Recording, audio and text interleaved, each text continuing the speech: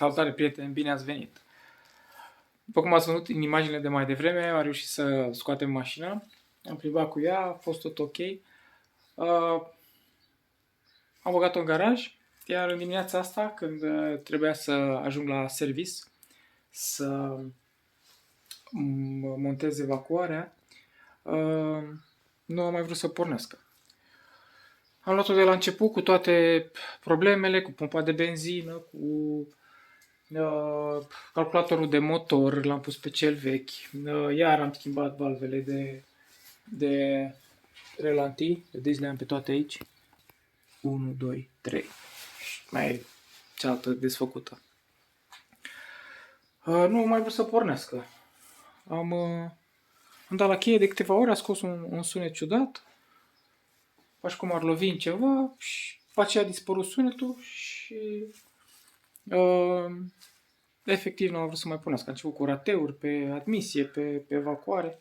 După toate astea, m-am gândit că ar fi probleme de la pompa de apă cu sunetul respectiv, deoarece nu e tocmai bună și trebuie schimbat. Instalație, din nou, toate firele, releele schimbate, între ele verificate. Nu știam să mai fac, am desfăcut din nou și debit metru. Uitați-l aici. Tot, furtune de vacuum, totul verificat. Până la urmă mi-am luat inima în dinți și am zis să desfac capacul de curbutori, deoarece câteva zile înainte văzusem pe YouTube un filmuleț cu reglajul curbutorilor, ceea ce urma să fac și eu, dar nu am mai reușit, că se pot rupe dacă nu sunt reglați. Ceea ce s-a întâmplat și la mine. Haideți să vă arăt. Așa, deci am dat capacul curbutorilor jos. Ce am mai văzut este că aceste șuruburi se slăbesc. La mine doar ăsta era slăbit, ăsta nu. Pe aici circulă ulei și dacă se slăbește acest șurub, nu se mai face ungerea cum trebuie. Bun. Avem aici curbutorul care s-a rupt. Cam așa arată. Avem aici și bucățica. Am comandat deja 12 bucăți. Am zis să am. Și din rotița asta se face reglajul. Uitați, se vede urma unde bate pe supapă. Așa. Și așa arată un curbutor întreg. Ca să îi schimbăm, sunt două variante. Exact cum au fost și la arcuri. Prima variantă, să scoatem chiuloasa. Și a doua variantă, să încerc să împing tija asta pe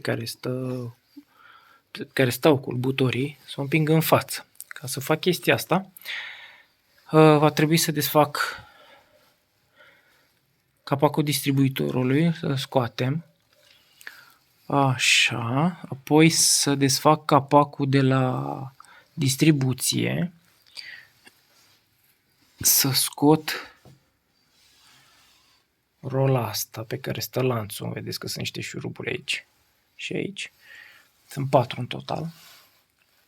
Și apoi sunt niște găuri, niște decupaje în flanșa de la axul cu came și prin decupajul ăla să împing axul. Care-i treaba? La modelele mai noi știu că sunt prinse ceva de genul tijele astea. Aici nu, aici sunt niște șuruburi lungi care prind chiuloasa de blocul motor și va trebui să desfac șuruburile de sus. Sper să nu fie nevoie după procedura asta să scot totuși chiuloasa și să o planez. Și mai trebuie scoase bujiile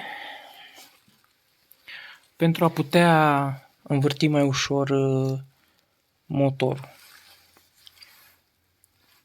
Ca să aduc ghidajul despre care vă vorbeam, ăsta de aici, pe poziție să iasă axul prin el.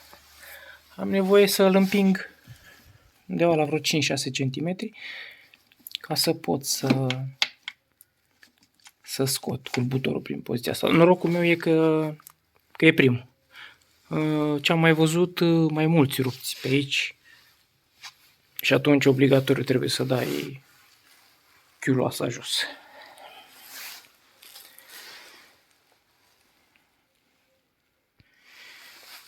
Asta e. Învățăm din greșeli. Dacă nu din greșelile altora, măcar din greșelile noastre. Dacă nu i-am reglat la timp. Acum să vedem când vor ajunge ceilalți culbutori.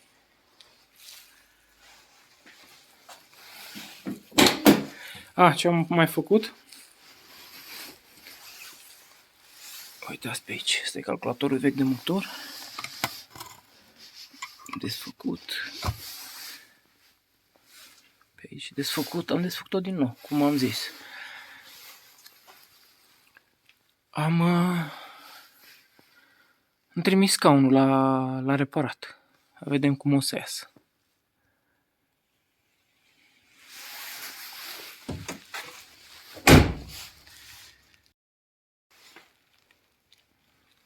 Avem bateria la încărcat.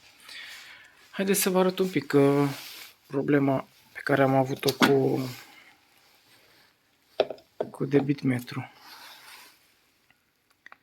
Se vede, nu știu cine a umblat, cum a umblat, vedeți silicon pe aici. Așa, șurubul ăsta, vedeți că s-a folosit o șurubelniță necorespunzătoare, s-a deteriorat. Chestia e că șurubul strânge destul de bine. Bun, șurubul a fost desfăcut. Limba asta era căzută, vedeți aici semnele pe care le-a făcut pastiluțele astea două și nu mai putea să urce pe zona unde lucrează ea. Și din cauza asta nu putea să-și dozeze aerul. Reparat. Cum e tot în regulă. Ideea e să curăț frumos de silicon și să-i pun capacul la loc. Care e valva? Să vă arăt un pic. Asta cred. Asta e valva din China. Teoretic nu este originală. Arată cât se poate de bine. Ce lipsește este ștanța asta.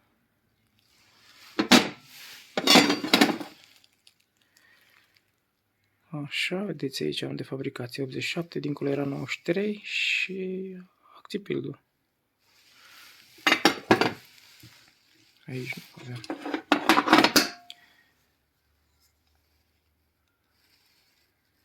Dar merge, chiar merge. Ok, pentru că a costat 160 de lei, e foarte bun. Urmează să vă țin la curent cu ce se întâmplă, cu reparația scaunului și cu procedura de schimbare a culbutorului. Mulțumesc, numai bine!